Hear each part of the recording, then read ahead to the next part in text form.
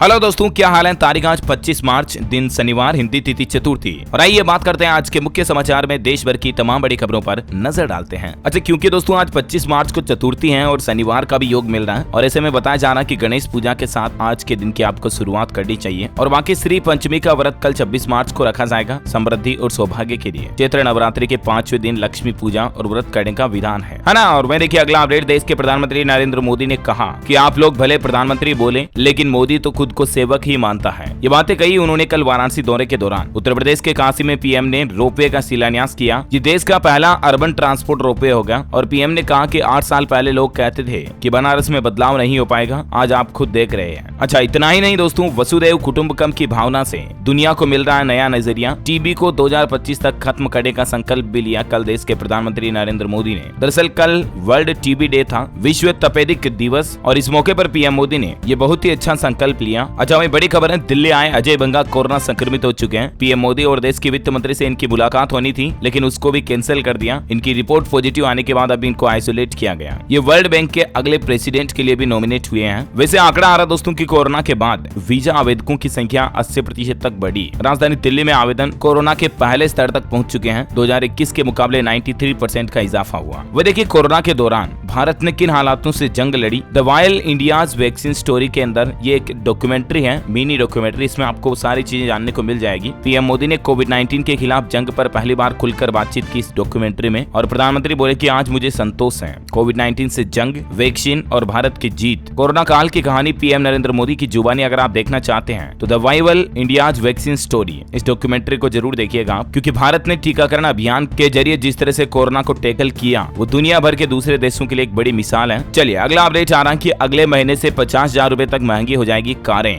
BS6 phase 2 के कारण सभी कंपनियां लगातार अपनी कीमतें बढ़ा रही हैं। कंपनियों ने 1 अप्रैल से दाम बढ़ाने का ऐलान भी कर दिया। मारुति, टाटा मोटर्स, होंडा, किया, MG मोटर वगैरह सारी कंपनियां अगले महीने से दाम बढ़ाने जा रही हैं। वैसे कारों की बात हो रही है दोस्तों तो देखिए आप कि पेट्रोल डीजल नहीं बल्कि पानी से चलने वाली कार चलाने की तैयारी में है अब दुनिया के कई देश। चीन, अमेरिका जैसे देशों में इस बात को लेकर होड़ मची हुई है और भारत भी इस रेस में शामिल है। क्योंकि आपको खुद के पता होगा दोस्तों की ईंधन आजकल कितना महंगा होता जा रहा है और धरती से भी कितना खत्म होता जा रहा है। ऐसे में अभी के वक्त के हालातों को देखते हुए भविष्य में तो जरूर पानी से चलने वाली कारों की जरूरत पड़ेगी, वरना लोगों को पैदल घूमना पड़ेगा साइकिल पर। तो इसीलिए दुनिया के कई देश इस तरह की टेक्नोलॉजी को खोजने में लगे हुए हैं। चलिए अगली बड़ी खबर देखिए, मोदी सरकार का बड़ा तोहफा। देखिए 9.5 करोड़ से भी ज्यादा लोगों को सरकार ने बड़ी राहत दी है और उज्ज्वला योजना का लाभ 1 साल तक के लिए बढ़ा दिया है। जी हाँ, केंद्र सरकार ने उज्ज्वला योजना के लाभार्थियों को हर साल 12 गैस सिलेंडर पर मिलने वाली सब्सिडी को 1 साल तक के लिए बढ़ा दिया है और इससे लगभग 9 करोड़ 60 लाख माँ बहनों को मोदी सरकार का ये तोहफा मिलेगा। ये देख सकते हैं PIB की तरफ से ट्वीट भी किया गया कि 12 सिलेंडर तक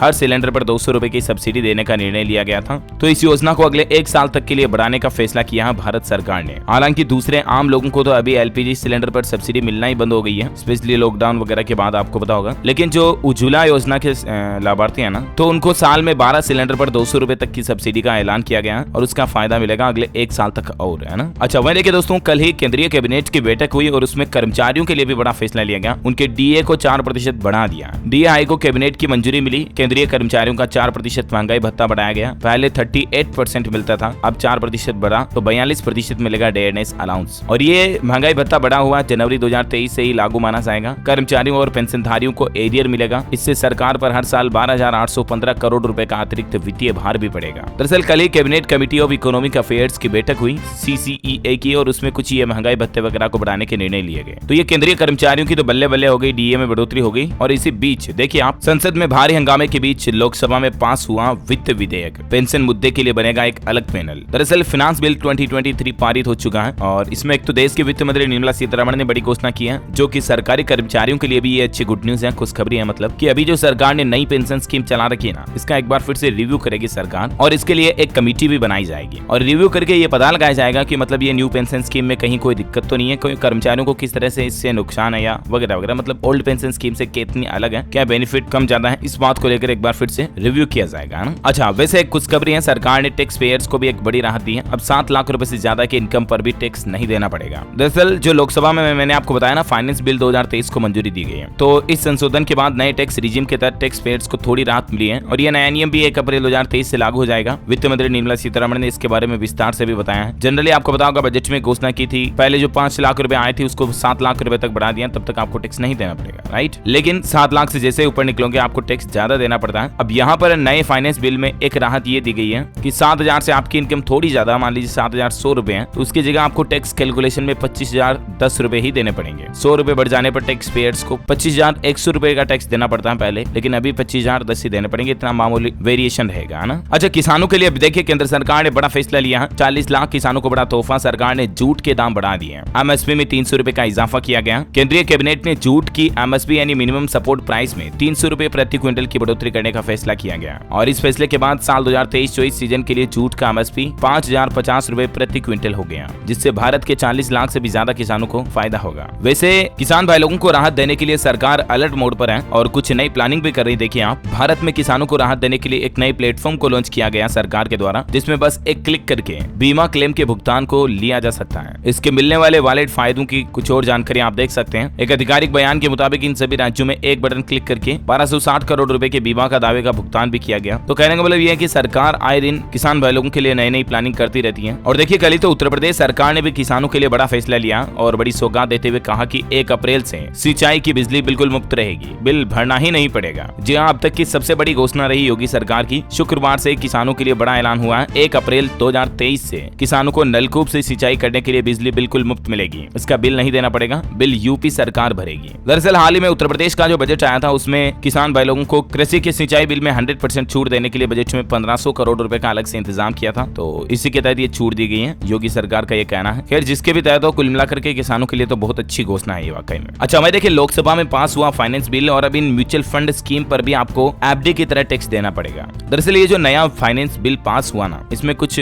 बदलाव भी हैं। जैसे देखिए 1 अप्रैल 2023 से डेप्ट या डेट जिसे अपन कहते हैं, वो म्यूचुअल फंड जो होता है उसमें निवेश करने पर आपको लॉन्ग टर्म कैपिटल गेन का फायदा नहीं मिलेगा। ये मतलब इस नए बिल में नियम लागू किया गया। और इसके अलावा देखिए आप, स्टॉक मार्केट के निवेशकों के लिए एक और बड़ा झटका ये है कि फ्यूचर एंड ऑप्शन ट्रेडिंग पर सरकार ने टैक्स बढ़ा दिया है। ट्रेडर्स में इस बात को लेकर कंफ्यूजन भी काफी ज्यादा बढ़ गया है। दरअसल सरकार ने म्यूचुअल फंड निवेशकों और शेयर बाजार में फॉर्च्यून ऑप्शन ट्रेडिंग करने वालों को तगड़ा झटका दिया है। ऑफ एंड कॉन्ट्रैक्ट पर लगने वाला सिक्योरिटी ट्रांजैक्शन टैक्स 25% तक बढ़ा दिया गया है। हालांकि इसको लेकर भी काफी कंफ्यूजन है, तो वित्त मंत्रालय के क्लेरिफिकेशन का इंतजार है। बाकी फिलहाल तक के लिए कुछ हाइलाइट्स आप देख सकते हैं। अलग अलग अमाउंट के अकॉर्डिंग अलग अलग चीजें बताई हुई है, लेकिन इसका जब ऑफिशियल अपडेट आएगा और क्लेरिफिकेशन का तो मैं आपको बता दूंगा ना। और दोस्तों, शेयर मार्केट से जुड़ा एक नियम 1 मई से भी बदलने जा रहा है। सेबी के मुताबिक ये केवाईसी से जुड़ा एक नियम है, जिसकी जानकारी आप देख सकते हैं। चलिए अगली बड़ी खबर देखिए, ऑनलाइन जुआ पर प्रतिबंध संबंधित विधेयक तमिलनाडु विधानसभा से पास हो चुका है। क्योंकि कई लोगों के ऑनलाइन जुए में जो आते हैं ना, ये रम्मी सर्किल, रम्मी खेलो, डीगड़ा फलाना, इस तरह की चीजों में पैसा डूबने के बाद कई लोग खुद की जान ले लेते हैं। और ऐसी चीजों पर लगाम लगाने के लिए तमिलनाडु सरकार ने बहुत ही अच्छी पहल की है। वाकई में विधानसभा से इस कानून को पास करा दिया है। ऑनलाइन जुआ पर पूरी तरह से प्रतिबंध लगेगा। ये आपका ये भी इसी में आती है, ड्रीम 11, रम्मी सर्किल वगैरह वगैरह, है ना। तो ये चीजें अब तमिलनाडु में पूरी तरह से बंद हो जाएगी। अच्छा, अगला अपडेट देखिए, कर्नाटक पहुंचे गृह मंत्री अमित शाह। ब्रेकफास्ट पर की चुनावी चर्चा, येदियुरप्पा और सीएम बसवराज बोम्बई भी शामिल हुए और अमित शाह ने येदियुरप्पा के बेटे की पीठ भी थपथपाई। कुछ तस्वीरें आप देख सकते हैं। अच्छा, आंध्र प्रदेश हाईकोर्ट का एक बड़ा फैसला देखिए दोस्तों कि बहू को घर के काम के लिए कहना कोई क्रूरता नहीं है। और यहाँ तक कि हाईकोर्ट ने एक बहुत ही अच्छा तर्क भी दिया कि काम की तारीफ या ताकीद करना तो घरों में आम बात है। फिर चाहे कोई सास या कोई घर का कोई भी मेंबर अगर बहू को घर के किसी काम में एक्सपर्ट होने के लिए कहें, तो आईपीसी की धारा 498A के तहत ये कोई क्रूरता नहीं है। आंध्र प्रदेश हाईकोर्ट में किसी बहू ने अपनी सास के प्रति ऐसा ही कुछ कहने के चलते केस दायर कर दिया था, तो हाईकोर्ट ने ये बड़ा फैसला सुनाया और वाकई में बहुत अच्छा फैसला भी है। समाज में कई सारी बहू बेटियों को इससे सीख लेनी चाहिए। अच्छा, बड़ी खबर आ रही है आईपीएल प्रेमियों के लिए खुशखबरी। जियो ने लॉन्च किए कई सारे नए cricket plan. High internet speed में आप मैच का मजा ले पाएंगे, तो आप अपने माई जियो ऐप में जाकर क्रिकेट प्लान सेक्शन में चेक कर सकते हैं, ठीक है ना। और देखिए दोस्तों, भूकंप पर बड़ा अपडेट आ रहा है। रोजाना भूकंप आ रहे हैं पिछले 2-3 दिनों से। तो देखिए, कल ही मध्य प्रदेश और छत्तीसगढ़ और राजधानी दिल्ली में भी भूकंप के झटके महसूस हुए। मध्य प्रदेश में ग्वालियर से 28 किलोमीटर दूर भूकंप का केंद्र था। 3 दिन में ये दूसरी बार भूकंप के झटके आए। जबकि छत्तीसगढ़ में भी कुछ तस्वीरें आप देख सकते हैं। रिएक्टर स्केल पर तीव्रता 4 रही। सूरजपुर, अंबिकापुर में लोग बाग घरों से भी बाहर निकल गए। हालांकि गनीमत रही कि किसी जानमाल का नुकसान नहीं हुआ। अच्छा, पंजाब के अमृतपाल केस के मामले में एक बड़ा खुलासा सामने आ रहा दोस्तों कि अमृतपाल की अलग देश खालिस्तान बनाने की पूरी तैयारी थी और अपने अलग देश के लिए उसने नक्शा, झंडा, करेंसी और यहाँ तक कि आर्मी यानी कि फौज भी तैयार कर ली थी। क्लोज प्रोटेक्शन की टीम भी बना ली थी। कुछ तस्वीरें आप देख सकते हैं करेंसी की। ये $10 का एक नोट है जिस पर लिखा हुआ है द रिपब्लिक ऑफ खालिस्तान और इस पर ये एक खालिस्तान समर्थक का फोटो भी लगा हुआ है। और ये एक नया नक्शा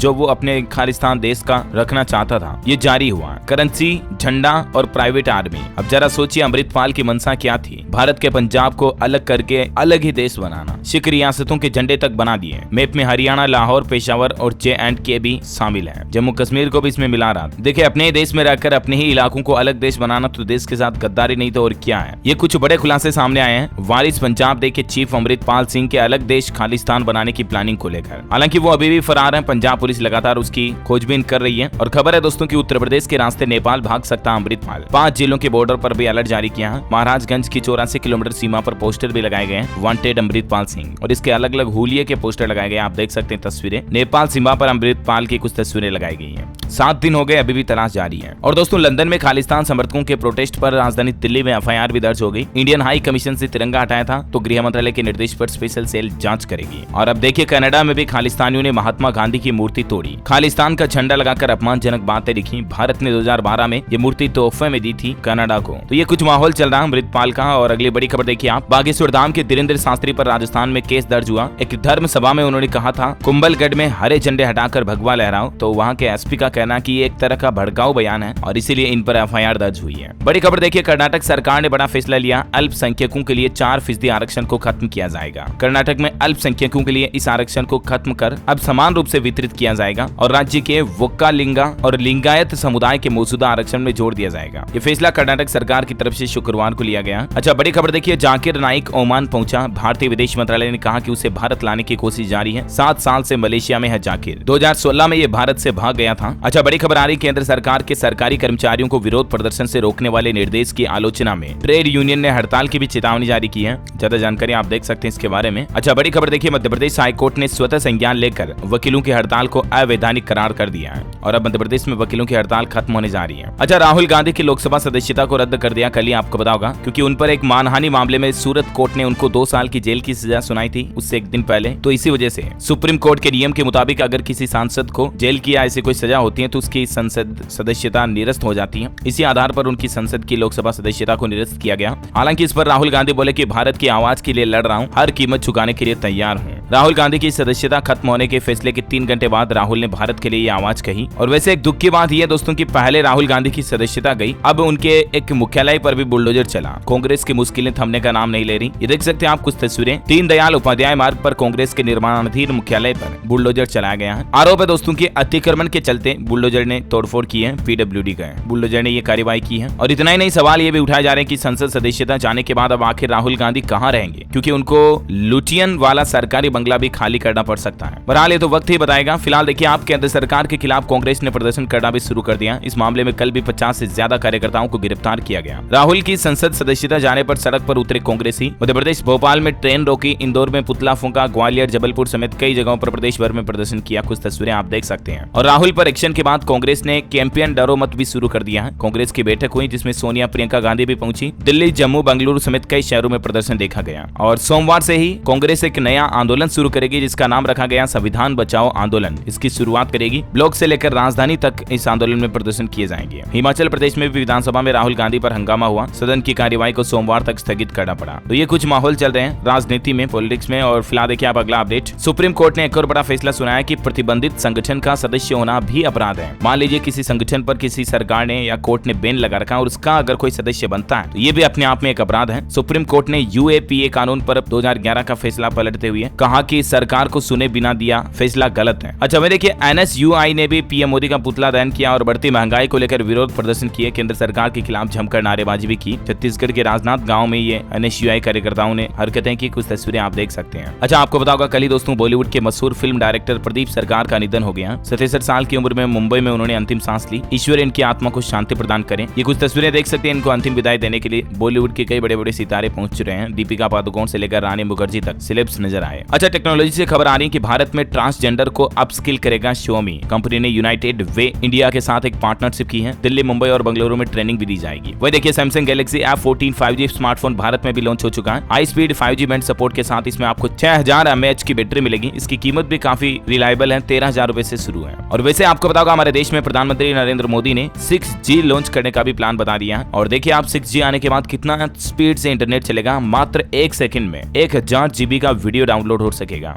गजब की स्पीड होगी वाकई में। अच्छा, बड़ी खबर देखिए, राजस्थान में ग्रेड 3 टीचर के अब ट्रांसफर शुरू होंगे। पॉलिसी तैयार हो चुकी है, मुख्यमंत्री इसका डिसीजन लेंगे। 12 साल में केवल 2 बार तबादले और शिक्षकों में इसके चलते नाराजगी दिखी। ट्रांसफर के पक्ष में विधायक नजर आए और आखिरकार राजस्थान सरकार को ग्रेड 3 टीचर्स के लिए ट्रांसफर पॉलिसी में ये फायदे मिलने जा रहे हैं। अच्छा, बड़ी खबर है, भारत का पहला double decker elevated corridor Jharkhand में शुरू हो चुका है। 3800 करोड़ रुपए की परियोजनाओं से बदलेगी राज्य की किस्मत। वह देखिए हरिद्वार के हर की पौड़ी से भी खूबसूरत बनेगा बिहार का सिमरिया घाट। बिहार के नीतीश सरकार की तरफ से भी डेवलपमेंट को लेकर ये प्लानिंग चल रही है। बड़ी खबर है, नागपुर को मुंबई से जोड़ेगा समृद्धि एक्सप्रेसवे। महाराष्ट्र के 10 जिलों से होकर ये गुजरेगा। अच्छा, मैं देखिए योगी सरकार 7 दिन में 75,000 पिंक शौचालयों का डेवलपमेंट करेगी, कायाकल्प करेगी, रीडेवलप करेगी। कहने का मतलब यूपी को स्वच्छ प्रदेश बनाने के लिए योगी सरकार की एक और नई पहल है। वैसे महाराष्ट्र राज्य में देखिए स्कूल बसों का किराया 15 से 20% तक बढ़ चुका है। बस ओनर्स एसोसिएशन की तरफ से यह फैसला लिया गया है। अभिभावकों पर अब जेब का बोझ बढ़ेगा। 1 अप्रैल से ही 15 से 20% तक भाड़ा बढ़ाने का फैसला किया गया स्कूल बस ओनर्स एसोसिएशन की ओर से, महाराष्ट्र में है ना। अच्छा, बड़ी खबर देखिए, यमुना के पानी में अमोनिया को ट्रीट करेगी केजरीवाल सरकार। इसके लिए रिमूवल प्लांट भी लगाएगी। दिल्ली के मुख्यमंत्री अरविंद केजरीवाल ने इस संबंध में दिल्ली जल बोर्ड और अन्य अधिकारियों के साथ बैठक भी की। अच्छा, वहीं दोस्तों क्रेडिट कार्ड से अब आपको विदेश घूमना महंगा पड़ेगा। TCS के दायरे में आएंगे खर्चे भी। इसको लेकर भी कुछ नए नियम लागू होने जा रहे हैं। न्यू फाइनेंस बिल 2023 में इस तरह के कुछ प्रावधान रखे गए हैं। हालांकि मेडिकल और एजुकेशन पर TCS नहीं लगेगा, बाकी घूमने फिरने वगैरह पर TCS लगेगा। ज्यादा जानकारी देख सकते हैं आप। और चलिए दोस्तों आज के मौसम समाचार पर नजर डाल लेते हैं। देखिए पंजाब हरियाणा सहित कई राज्यों में आज भी बेमौसम बारिश का खतरा है। आंधी के साथ ओले गिरेंगे। अगले 4 दिन ओले, तेज आंधी बारिश का अलर्ट। मध्य प्रदेश में नया सिस्टम एक्टिव हुआ। भोपाल इंदौर में बादल छाए रहेंगे। राजस्थान के 8 जिलों में आज बारिश ओले गिरने की संभावना। अलवर में 40 मिनट तक ओले गिरे। भरतपुर में बिजली गिरने से एक किसान की जान चली गई। हरियाणा में देखिए महेंद्रगढ़ व रेवाड़ी जिलों में भारी ओलावृष्टि देखी गई। 25 गाँव में धरती पूरी सफेद हो गई। आधे हरियाणा में 3 घंटे हल्की और तेज बारिश हुई। वहीं पंजाब में आए कल तूफान ने तबाही मचा दी। कई लोग मलबे के नीचे दब गए। कुछ तस्वीरें आप देख सकते हैं। और हिमाचल प्रदेश में भी भारी बारिश और ओलावृष्टि का ऑरेंज अलर्ट जारी किया हुआ। निचले और मैदानी इलाकों में ओलावृष्टि की भी चेतावनी। अगले 4 दिन काफी खराब रहेगा मौसम। स्काईमेट वेदर की रिपोर्ट की माने तो संपूर्ण भारत का अगले 24 घंटों के दौरान पंजाब, उप हिमालय, पश्चिम बंगाल, असम, अरुणाचल प्रदेश, जम्मू कश्मीर, हिमाचल प्रदेश, उत्तराखंड, आंतरिक तमिलनाडु, दक्षिण केरल में हल्की मध्यम बारिश हो सकती है। बाकी गिलगित बाल्टिस्तान, मुजफ्फराबाद, जम्मू कश्मीर, हिमाचल प्रदेश, सिक्किम, अरुणाचल प्रदेश में बारिश की चेतावनी है। कुछ और स्टेट की डिटेल आप देख सकते हैं। अच्छा, सराफा बाजार पर नजर डाली तो देखिए सोना महंगा हुआ और चांदी के भी दाम बढ़े हैं। सोने में 70 रुपए की बढ़ोतरी हुई मामूली से और अभी सोने का रेट 59,450 रुपए प्रति 10 ग्राम चल रहा है। जबकि चांदी की कीमत में 520 रुपए की तेजी के साथ अभी चांदी का रेट 70,500 रुपए प्रति किलोग्राम चल रहा है ना। और चलिए कोरोना बुलेटिन की बात करें दोस्तों तो भारत में पिछले 24 घंटों के दौरान 1200 से ज्यादा नए मामले सामने आए। कर्नाटक और गुजरात में एक मरीज की जान भी चली गई। कोरोना केस में फिर से अचानक से उछाल देखा जा रहा है। गुजरात, महाराष्ट्र समेत 4 राज्यों में सबसे ज्यादा चिंता की बात है। और देखिए सक्रिय मामलों की संख्या भी 8000 के पास पहुंच चुकी है। 7927 अभी कोरोना के एक्टिव केस चल रहे हैं भारत में। राजधानी दिल्ली में भी कोरोना के मामले बढ़ने लगे। 24 घंटों में 150 से ज्यादा नए केस आए। उत्तर प्रदेश में भी देखिए 134 अभी एक्टिव मरीज चल रहे हैं। गौतम बुद्ध नगर में सबसे ज्यादा 30 केस आए। दिल्ली में कोरोना और S3N2 इन्फ्लुएंजा की दोहरी मार देखी जा रही। अस्पतालों को तैयार रहने का आदेश दिया है दिल्ली सरकार ने। मध्य प्रदेश में कोरोना के 47 नए मामले आए। सबसे ज्यादा 27 एक्टिव केस के साथ इंदौर हॉटस्पॉट बन गया। हरियाणा में फिर कोरोना के 10 तक 24 घंटे में मिले 25 नए केस। एक्टिव केस बढ़कर हुए 103। हरियाणा के गुरुग्राम में हाल काफी खराब है। और यूपी में देखिए कोरोना 8 दिन में 200% से भी ज्यादा बढ़ा। 24 घंटों में 44 नए मामले आए। एक्टिव केस की संख्या 170 तक पहुंच चुकी है। NCR भी फिर बना एपी सेंटर। गोरखपुर में कोरोना से निपटने की तैयारियां पूरी। 57 अस्पतालों में 2900 बेड तैयार करा दिए गए। ICU के 1063 और बच्चों के लिए अलग से उतने ही बेड रिजर्व किए गए हैं। हिमाचल प्रदेश में भी कोरोना को लेकर हाई अलर्ट। मेडिकल कॉलेजों को S3N2 टेस्टिंग किट अरेंज करने के निर्देश दिए। 24 घंटे में 73 नए संक्रमित मिले हिमाचल में। और महाराष्ट्र में भी देखिए कोरोना से आज 3 लोगों की जान चली गई। 343 नए मामले आए। और S3N2 का बढ़ना भी एक बड़ा थ्रेट है। तो दोस्तों ये कुछ देश के अधिकतर राज्यों में कोरोना का माहौल चल रहा है और S3N2 का अपडेट है, मैंने आपको एक साथ बता दिया। और चलिए कुछ एजुकेशनल खबरें देख लेते हैं। देखिए सरकारी नौकरी पर अच्छी खबर आ रही है। झारखंड कर्मचारी चयन बोर्ड में टीचर्स के 3120 पदों पर भर्ती निकल चुकी है। 5 अप्रैल से इसके फॉर्म भरना शुरू हो जाएंगे। 4 मई इसकी लास्ट डेट है। तब तक आप झारखंड कर्मचारी चयन बोर्ड के ऑफिशियल पोर्टल पर जाकर jssc.nic.in पर जाकर ऑनलाइन अप्लाई कर सकते हैं, ठीक है ना। इसके अलावा UPSC CDS एग्जाम के लिए एडमिशन कार्ड जारी हो चुके हैं। 16 अप्रैल को ये एग्जाम होगा। और साथ ही HSSC TGT पदों पर भर्ती परीक्षा की तारीख भी जारी हो चुकी है। 22 अप्रैल से 7 मई तक एग्जाम होगा। इसके अलावा हरियाणा में HSC का प्री एग्जाम 21 मई को होगा। HPSC ने ये भी ऐलान कर दिया, सुबह शाम 2 शिफ्ट में पेपर होगा। और उत्तर प्रदेश बोर्ड की 10वीं 12वीं कॉपियों की जांचने का काम 1 अप्रैल तक खत्म हो जाएगा। रिजल्ट की बात करें दोस्तों तो अप्रैल लास्ट वीक तक रिजल्ट आने की संभावना है। अच्छा चलिए एजुकेशन के बाद देश से जुड़ी कुछ और खबरें देख लेते हैं। देखिए खेल समाचार पर अच्छी खबर है। ISSF वर्ल्ड कप के तीसरे दिन रुद्राक्ष ने भारत को दिलाया ब्रॉन्ज मेडल। भारत के कुल 5 5 मेडल हो चुके हैं इंटरनेशनल शूटिंग स्पोर्ट्स फेडरेशन में। बड़ी खबर है, महिला क्रिकेट का क्रेज भी अब हमारे देश में बढ़ रहा है। WPL यानी वुमेन्स प्रीमियर लीग में पहले सप्ताह में 5 करोड़ लोगों ने क्रिकेट देखा और फाइनल मुकाबले में सारी टिकटें बिक चुकी हैं। WPL फाइनल में मुंबई पहुंच चुकी है। 26 को दिल्ली से मुकाबला होगा। इजाबेल वोंग ने ली टूर्नामेंट की पहली हैट्रिक। नेटली सीवर का भी दोहरा प्रदर्शन देखने मिला। अच्छा, आपकी हेल्थ को लेकर एक खबर आ रही दोस्तों की किडनी स्टोन हो या पीलिया हो, इन चीजों में हल्दी काफी नुकसानदायक होती है। प्रेगनेंसी में भी हल्दी के कारण गर्भपात हो सकता है और इसलिए गर्मियों में हल्दी का इस्तेमाल करने से थोड़ा बचें। सर्दियों में अक्सर आप दूध वगैरह में हल्दी डाल के पीते हो तो बहुत बेनिफिशियल होता है। अभी भी पी सकते हो, लेकिन इन चीजों के कंडीशन के दौरान थोड़ा ध्यान रखें, है ना। अच्छा, बड़ी खबर है, राजस्थान में नेशनल हाईवे पर बढ़ेगा टोल टैक्स। जयपुर से सीकर और टोंक जाना अब महंगा हो जाएगा। 31 मार्च की रात यानी 1 अप्रैल से ही ये टोल टैक्स की बढ़ी हुई रेटें लागू हो जाएगी। और बेसिकली अब नई दरें क्या होगी, जिसकी जानकारी भी आप थोड़ा सा स्क्रीन पर वीडियो को पॉज करके देख सकते हैं। वैसे राजस्थान में हाईवे जाम कर रखा, कई लोग सड़कों पर उतरे हुए हैं। सुजानगढ़ को भी जिला बनाने की मांग की जा रही है 19 जिलों की घोषणा के बाद। अच्छा, मैं देखिए, हरियाणा के मुख्यमंत्री ने अधिकारियों के लगाई ड्यूटी। अब हर रोज पब्लिक को देना होगा 2 घंटे का टाइम। सरकार भी नहीं करेगी डिस्टर्ब। अब सभी हरियाणा के जो अधिकारी हैं उनको रोज 2 घंटे सुबह 11 बजे से 1 बजे तक पब्लिक के साथ बातचीत करनी होगी, उनकी समस्याएं सुननी होगी। ये मतलब हरियाणा सरकार की तरफ से फैसला लिया गया है ना। अच्छा, बड़ी खबर आ रही है, उत्तर प्रदेश के हड़ताल करने वाले बिजली कर्मचारियों को हाईकोर्ट से बड़ा झटका लगा है। उनकी 1 महीने का वेतन और पेंशन तो रोका जाएगा, साथ ही आगे हड़ताल भी नहीं कर सकेंगे। हाईकोर्ट ने 72 घंटे की हड़ताल करने वाले विद्युत कर्मचारी संयुक्त संघर्ष समिति के 28 पदाधिकारियों का 1 महीने का वेतन पेंशन रोकने का आदेश दिया है। वैसे यूपी में देखिए आप, करौली सरकार के आश्रम में जिस डॉक्टर को पीटा गया उनका एक इंटरव्यू भी सामने आना। वो बोले कि बाबा ढोंगी हैं, उनको इलाज की जरूरत है, मैं डरने वाला नहीं हूँ, सुप्रीम कोर्ट तक जाऊंगा। अच्छा, वहीं केंद्रीय स्वास्थ्य मंत्री ने भी बनारस हिंदू यूनिवर्सिटी का दौरा किया। मनसुख मांडविया बोले कि अस्पताल के प्रसार और फैकल्टी रिक्रूटमेंट की जरूरतों को सरकार जल्द ही पूरा करेगी। अच्छा, बड़ी खबर है, हिमाचल प्रदेश की कैबिनेट बैठक में बड़ा फैसला लिया गया। अब 40 साल के पट्टे पर मिलेगी जमीन। हजारों पदों को भरने की भी मंजूरी दी गई। 3rd श्रेणी कर्मचारियों की भर्ती राज्य लोक सेवा आयोग करेगा और इसके अलावा लीज की जमीन की अवधि को भी घटा दिया। राज्य से बाहर के कई लोगों को 99 साल के लिए जमीन लीज पर दी गई, मगर इसका कई बार दुरुपयोग हुआ तो अब 40 साल तक के लिए ही लीज भुगती मिलेगी। अच्छा, वहीं गुजरात के मुख्यमंत्री भूपेंद्र पटेल ने किसान भाई लोगों की फसलों के मुआवजे की घोषणा कर दी है। बारिश और ओलावृष्टि से जो फसलें बर्बाद हुई उसमें राज्य सरकार 25,000 रुपए प्रति हेक्टेयर का मुआवजा देगी। बड़ी खबर देखिए, मुंबई में 80 रुपए में अनलिमिटेड ट्रिप, किराए में 15% की छूट। मुंबई मेट्रो के यात्रियों के लिए ये ऑफर निकाले गए हैं। अच्छा, मार्केट से अपडेट आ रहा, अडानी ग्रुप के 10 में से 7 शेयरों में गिरावट देखी गई। अडानी पावर और एनडीटीवी 4% से ज्यादा टूटे। सेंसेक्स 398 गिरकर 57,527 पर बंद हुआ। अच्छा, वह देखिए, BMW की 31,50,000 रुपए की बाइक भी भारत में लॉन्च हो चुकी है। इस क्रूजर बाइक में डिजिटल डिस्प्ले के साथ क्रूज कंट्रोल जैसे सेफ्टी फीचर तो मिलते ही हैं। इसकी तस्वीरें भी आप देख सकते हैं। देखिए जरा, 31 लाख में तो अच्छी खासी कार आ जाती है प्रीमियम क्लास की। इसमें बाइक आ रही सिर्फ, और जो भी मुश्किल से 1-1.5 जना बैठ सकते हैं। अच्छा, बिजनेस गुरु कहे जाने वाले असनीर ग्रोवर का एक बिजनेस मंत्र देखिए। उन्होंने बहुत ही शानदार बात कही है कि अपने प्रोडक्ट का फर्स्ट कस्टमर खुद बनिए। साल 2018 में उन्होंने भारत पे से शुरुआत की थी और अभी तक वो 2 यूनिकॉर्न भी बना चुके हैं, तीसरे की तैयारी कर रहे हैं। और अभी क्रिकेट के मौके पर असनीर की ऐप से क्रिकेटर को आप पैसे भी, कैश प्राइज भी भेज पाएंगे। IPL से पहले क्रिक पे ऐप लॉन्च किया उन्होंने। इसका मकसद है